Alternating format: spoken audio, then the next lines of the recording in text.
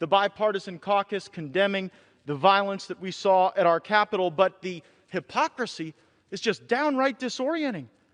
President Trump called for protests that would be peaceful and patriotic. He got labeled a national security threat. Yet the gentlelady from California can call on her supporters to get physical and in the faces of Republicans, and she gets the chairmanship of the Financial Services Committee.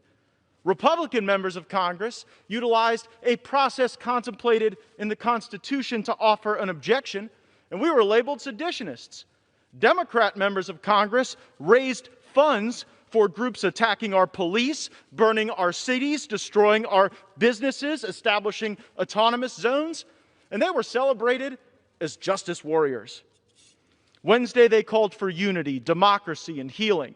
Now, just days later, seeking power and political advantage, the Democrats have reverted to the mean. They've gone in political advantage. The Democrats have reverted to the mean. They've gone back to their natural state, the party of impeachment, removal, and division. Ohio. Gentleman from Ohio is recognized for 2 minutes. Thank the gentleman for yielding. Mr. Speaker, in his opening remarks, the Democrat chair of the Rules Committee said that Republicans last week voted to overturn the results of an election. Guess who the first objector was on January 6, 2017? First objector, the Democrat chair of the Rules Committee. And guess which state he objected to? Alabama. The very first state called, Alabama. President Trump, I think, won Alabama by like 80 points. Actually, he won it by 30 points. They can object to Alabama in 2017, but tell us we can't object to Pennsylvania in 2021?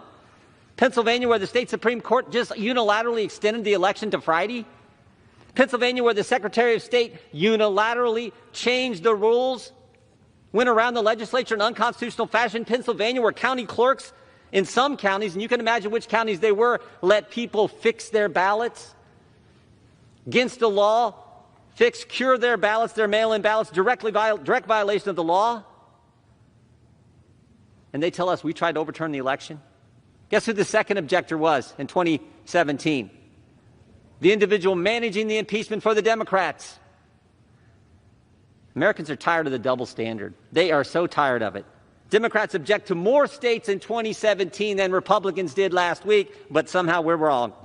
Democrats can raise bail for rioters and looters this summer, but somehow when Republicans condemn all the violence this summer, the violence last week, somehow we're wrong. And Democrats can investigate the President of the United States, as Mr. Hoyer went through, try to impeach him, investigate him for 4 years, but will not look at an election that 80 million Americans, half the electorate, 80 million, Republicans and Democrats have their doubts about. I said this last night. I do not know where all this goes, and this is frightening for the country. We should defeat this rule, and we should defeat the impeachment resolution when it comes up. Gentleman's time's expired. Gentleman from